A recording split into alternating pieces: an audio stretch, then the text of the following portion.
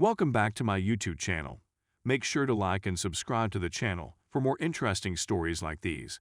Now, let's get into today's story video. Revenge with her AP wife. My wife had an affair with me. I cheated again on the AP wife. I informed my wife, and now I have to listen to her and our marital counselor tell me I'm just as horrible as she is. It's total nonsense in my opinion. I would not have cheated if she had not initially cheated. My goal was to avenge myself, if that's even possible. Backstory. About a year ago, I discovered that my wife was having an affair. On our shared computer, I discovered images and texts. When I challenged her, she lied, saying I'm insane and making everything up in my brain. Then I showed her the photocopies. She then began slowly telling me the truth. I'd had enough and called the AP wife. She was distraught, but she was my sole source of truth in this scenario. For 3 months, the romance consisted of texts sent at all hours of the day and night. My wife disabled her phone's notifications. They also had almost every week. Even after all of that, she wanted to stay with me. We began marriage counseling. My major incentive, I will confess, was money. I had just sold my business and didn't want to walk away with half of the money that represented 15 years of my life. While all of this was going on, I was speaking with the AP wife on a regular basis. She had evicted him from the home. My wife refused to leave or give me any space at all. My phone rang one night. She normally texted, and it was the AP wife. She was having a bad night and needed to speak with someone. That conversation led to more flirting back and forth, and then I told her I was going to stop by. She said that she would appreciate it. So I went over to the AP house and drank his beer while having with his wife in their living room. This went on for approximately a month. It came to an end when I informed my wife after a heated dispute. Look, I realize this is a horrible scenario, and I should probably pack my belongings and go. I understand that this isn't a mature way to cope with an affair. But it wasn't until I ate up with the AP wife that I felt I could go back and work on my marriage. I was no longer humiliated or miserable. So, am I mistaken in thinking that this is retaliation? Is it justifiable? Story 2. Cheated on by ex years ago and feel like it still affects me today. I'm a 25-year-old man writing this to maybe get it off my chest. So, in the spring 2015 semester, I met my first girlfriend at university. I was 19, she was 18. I never had a girlfriend before, obviously, and had only had one relationship previously, my first FWB, whom I'd met just a few months prior. I should clarify that I am autistic and have always struggled with socializing and meeting new people. I met her on Tinder and we got out a few times and had a good time. The third time we went out, things became, but she began weeping since it was impromptu and we didn't have condoms. She was terrified she'd wind up like a friend who had a child and wasn't prepared for it. A few years later, I realized I was infertile and couldn't have children. But in any case, we came to a halt at that time, and I'm not sure what occurred today, but we began dating. We had a lot of fun doing things together and having throughout the final couple months of the semester. At the conclusion of the semester, I returned home. My school was in the Los Angeles region, so it wasn't too far away. We had promised not to see anybody else that summer, so we were largely on the same page and had established ourselves as significant others, or so I thought. She ended up with one of her former FWBs that summer.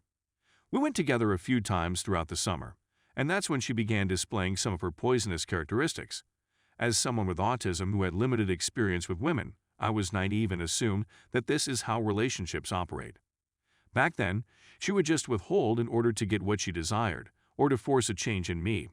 I was glad to be learning more social standards, and although I knew it wasn't the ideal method to learn, I liked her and didn't think much about it. I should also say that I was always jealous of how much more experience she had and that she experienced it in high school. The next semester, we returned to university, and more toxic circumstances emerged, which I was too ignorant to recognize as poisonous.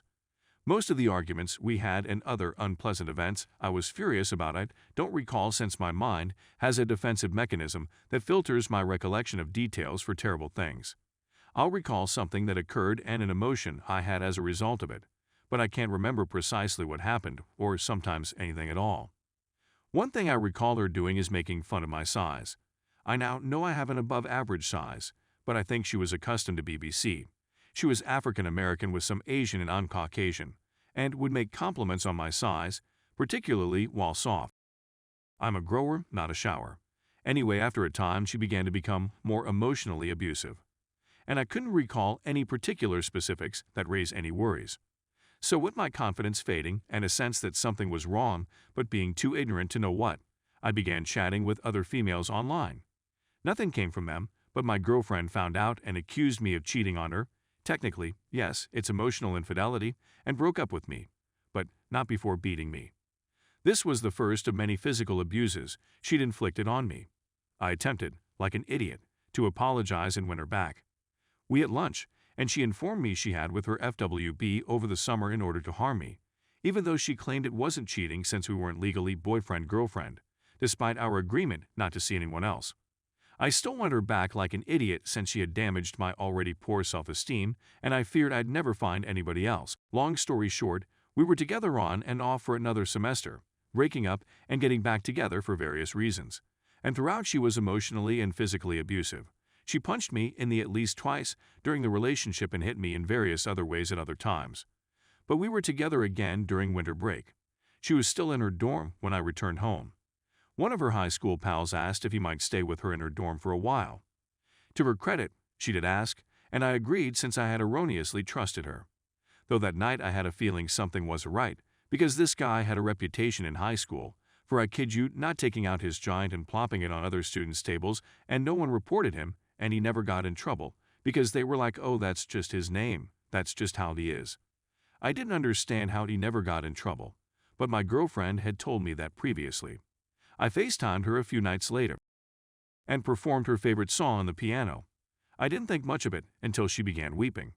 But when I returned to university the next semester, she informed me that the night that man left, he essentially encouraged her to have with him by saying something like, I cheated on her before, so she may as well with him, or something along those lines. So she had with him, but then she felt bad and urged him to stop. Because of her remorse, she supposedly began weeping on FaceTime at that moment. As an idiot with my shattered self-esteem, I felt I'd never get anybody else and attempted to make it work.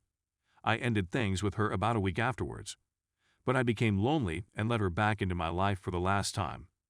After a few months, I had had enough and told her in a dispute that I had cheated on her with someone else simply to hurt her. I hadn't, but in my mind it would be the end of the relationship forever, and we broke up for the last time.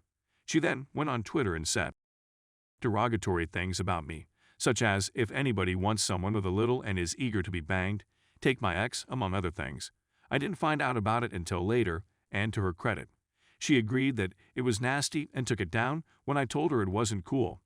I subsequently heard that when we split up, she immediately went to another man she met at work a few weeks previously, and they were Facebook official the following day. So she was most likely cheating again. Even though she stated her new partner set the relationship status to that day the next time we spoke, it wasn't posted until much later. I honestly didn't believe her. In any case, I'm pleased I had that connection because it taught me a lot about social conventions, pop culture, and racial problems, as well as how I shouldn't be treated by others. Although it took me a long to grasp how poisonous it was, I just wish it hadn't persisted for about a year and a half of my life on and off. While my self-esteem has improved, it is still affected by her emotional abuse, among other things she did and said, and I still have a strange sensation about being cheated on in relationships. I have the feeling it's going to happen, even though there's no evident cause for it.